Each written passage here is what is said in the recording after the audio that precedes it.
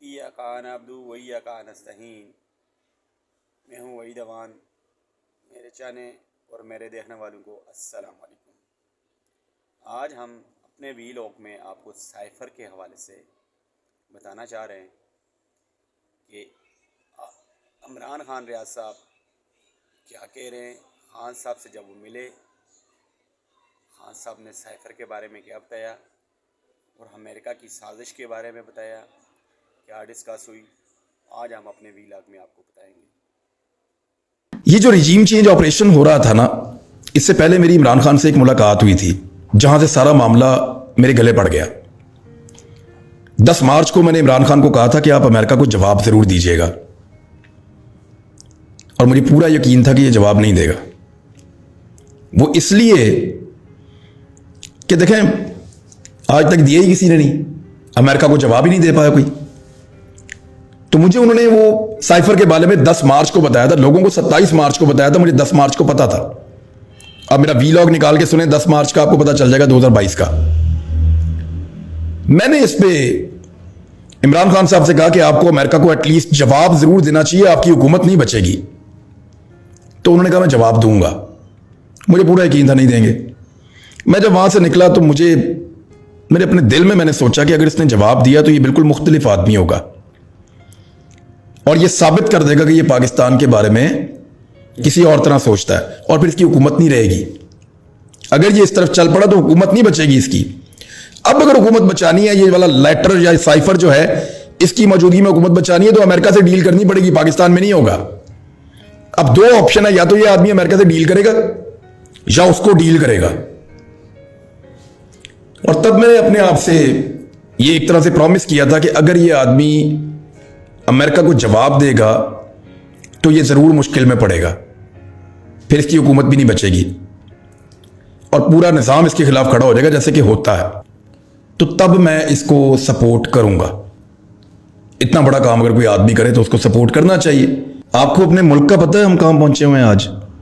इसका मतलब ये इसीलिए है कि जब भी हमें अमेरिकन सफीर मिलने आए या उनका कोई भी 3rd क्लास ऑफिसर भी आया, हम लाल टाई पहन के और बूट चमका के और प्रॉपर सूटेड बूटेड होके उनकी तरह के दिखने के लिए, उनकी तरह की खुशबुएं लगा के उनके पास से उनके सामने पहुंच गए। हमारी आइडेंटिटी नहीं थी यार कभी। हम क्या उनकी नजर में? We are nothing. हम नेशन बन ही नहीं पाए। हमारे सामने मिशन ही कोई नहीं है, हमें करना ही कुछ नहीं है। लोग हमें पैसा दे ही जाएंगे, हम खाई जाएंगे। क्या यही हमारा मुस्तकबिल है कि हम उनकी गलत बातें माने? वो तो आपको एक और जंग के अंदर वो धकेल रहा है आपको, लड़े उसके लिए एक जंग। और ये जो ना है ना, ये आपको 70s में करनी चाहिए थी, आपने नहीं की। आपको 80s में तो जरूर करनी चाहिए थी, आपने नहीं की।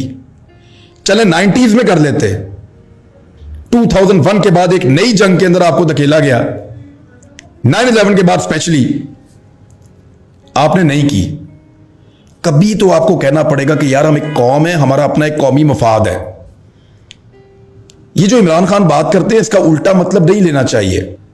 हम उसको कैसे पोर्ट्रे करते हैं कि इमरान खान अमेरिका की मुखालफत की बात करता है, नहीं करता। वो कहता है मुझे अमेरिका से बेहतरीन दोस्ती चाहिए, मैं अमेरिका के साथ तजारत भी करना चाहता हूं, ताल्लुकात भी रखना चाहता हूं, अमेरिका की मदद उन चीज़ों में करना चाहता हूं जहां हम कर सकते हैं, जहां हमारा कौमी मफाद है, और उन चीज़ों में अमेरिका की मदद लेना भी चाहता हूं जहां हमारा कौमी मफाद है। लेकिन मैं गुलामी नहीं कर सकता। एक कॉलोनी की तरह नहीं चलेंगे हम कि वो कहेंगे कि यार ये वाली चीज़ें हमें दे दो फौरी तौर पे और आप कहेंगे सर ले लें।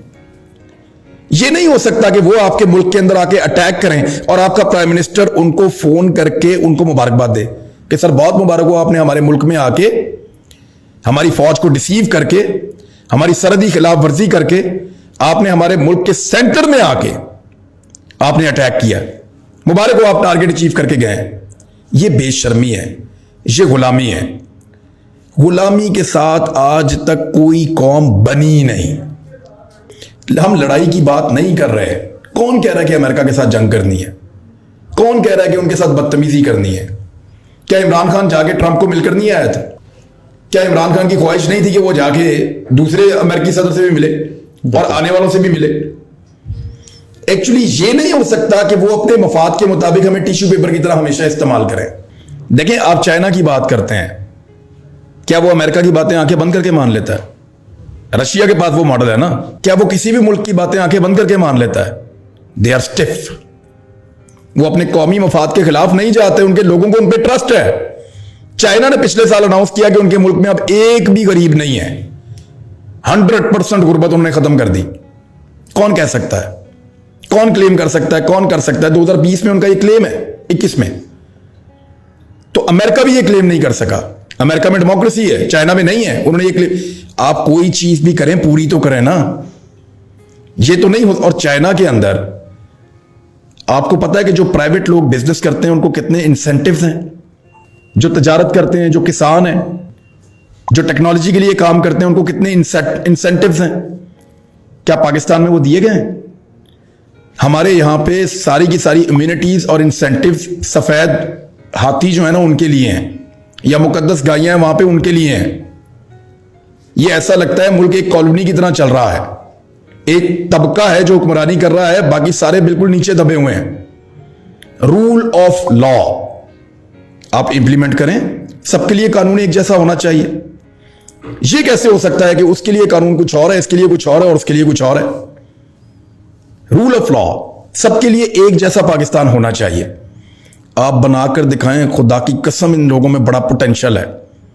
ये नौजवान आपको हाथ से पकड़ के दौड़ लगाएंगे, आपसे नहीं चला जाएगा, आपको कंधों पे उठा के दौड़ लगाएंगे, ये मुल्क को कहां से कहां ले जाएंगे। बहुत पोटेंशियल है इस मुल्क में, मैं कभी इससे मायूस नहीं होता। प्रॉब्लम क्या है? इनको खुला नहीं छोड़ते, इनको डरा के रखते हैं, इनको घुटन ज़दा माहौल के अंदर रखा हुआ है। लेट देम डू, उनको डिस्कस करने दें, उन्हें बाहर निकल दें, उन्हें एक्सप्लोर करने दें, उन्हें मौके दें। वो डिक्टेटर था परवेज मुशर्रफ, उसने इनको ज्यादा मौका दिया था। ये पॉलिटिकल गवर्नमेंट्स अपने आप को कंपेयर करके देख लें उसके दौर से, उसने ज्यादा मौका दिया था, ज्यादा लोग आगे बढ़े थे। अनफॉर्चुनेटली अब नहीं हो रहा। इंडिया में कोई 2 दर्जन बंदे ऐसे हैं जिनके पैसे पाकिस्तान के कौमी खजाने से ज्यादा हैं। इंडिया में 2 दर्जन के करीब लोग ऐसे हैं जिनमें से हर एक अकेले आदमी के पास जो अपनी नेटवर्थ है वो पाकिस्तान के कौमी खजाने से ज्यादा है। कैसे हुआ? सिविलियन सुपरमेसी है ना, उनके बंद कमरों में फैसले नहीं होते। अच्छा, ऐसा नहीं है कि यानी बंद कमरों में मुल्क के फैसले नहीं हो सकते, इंटरनल चीजों के फैसले नहीं हो सकते, लोगों की राय कैसी रखनी है उसके ऊपर फैसले नहीं हो सकते।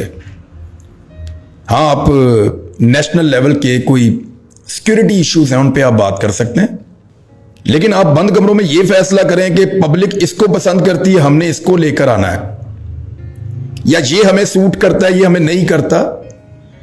अगर ये बंद कमरों के फैसले बंद हो जाए ना, देखिए पाकिस्तान के जो लोग हैं ना इस खित्ते के, बेवकूफ नहीं है, ये बड़ी नीयत वाली कौम है। जब जब आपने इन लोगों की बात नहीं मानी तब तक आपने नुकसान उठाया। आपने 71 में इनकी बात नहीं मानी, आपने नुकसान उठाया। आपने अमेरिका की जंग के अंदर अपने आप को झोंक दिया, इनकी बात नहीं मानी, आपने नुकसान उठाया। अभी हाल ही में आप देख लें, 2022 में रजीम चेंज ऑपरेशन हुआ, आपने इनकी बात नहीं मानी, आपने नुकसान उठाया। आज एक बददिली है पाकिस्तान के इदारों में भी और पाकिस्तान के लोगों में भी। मईशत हमारी जो है वो हिचकोले खाती खाती बिल्कुल एक एज पे खड़ी है। जब जब आप लोगों की बात नहीं मानेंगे आप नुकसान उठाएंगे, जब जब आप लोगों की बात मानेंगे लोग आपको डिलीवर करके देंगे। तो इसलिए मेरा यह मानना है कि सिविलियंस को कीड़े मकोड़े समझने की बजाय उन्हें मौका दिया जाए और उनको काम करने दिया जाए। यह नहीं हो सकता कि हमेशा तो अब every day is not Sunday. Policies आप जब बदलते हैं तो लोगों के जहनों में सवालात पैदा होते हैं। हर वक्त लोग आपकी बात पे लबैक नहीं करेंगे। एक वक्त आता है लोगों की आंखें खुल जाती हैं, लोगों को लगता है कि हमारे साथ खेला जा रहा है अपने मफाद के लिए। तो जी नाज़रीन, आपने इस पूरे वीलॉग में वीडियो में देखा कि रजीम चेंज के बारे में, साइफर के हवाले में कि अमेरिका ने क्या साजिश की और किस तरह का ये प्रोपेगेंडा तैयार किया गया इमरान खान के खिलाफ। इमरान खान की गवर्नमेंट खत्म के बाद बहरहाल उसका फैसला कल जो अदालत ने दे दिया है कि वो बरी हो गए हैं, उसमें अभी 1 या 2 दिन में खान साहब की ज़मानत भी हो जाएगी। तो बहरहाल मैं ये कहना चाह रहा हूँ कि देखें, लीडर वो होता है जिसको आवाम सेलेक्ट करती है। हमारे ऊपर इस वक्त चोर डाकू मुसल्लत किए जा रहे हैं, वो लोग मुसल्लत किए जा रहे हैं जो 3-3 बार वज़ीर-ए-आज़म रहने के बावजूद आज आके एक नया बयानिया दे रहे हैं कि हम मुल्क के अंदर तब्दीली लेके आएंगे, हम ये ऐसे कर देंगे, हम मुल्क की तकदीर ऐसे बदलेंगे। तो मेरा इनसे ये सवाल है, जब आप 3 बार पहले वज़ीर-ए-आज़म बने थे तो तब आप क्या तब्दीली लेके आए थे जो आपने 70 सालों में नहीं कर सके? तो अब आपसे क्या उम्मीद की जा सकती है कि आप कुछ कर सकते हैं? आप एक नाअहल शख्स हैं, आपके हाथ में मुल्क की कमान नहीं होनी चाहिए। हमें एक इमरान खान की सूरत में, इमरान खान की शक्ल में एक ईमानदार आदमी चाहिए जो मुल्क की तकदीर बदल सकता है, और वही शख्स है जो पाकिस्तान को इस वक्त दलदल से निकाल सकता है। अस्सलाम वालेकुम।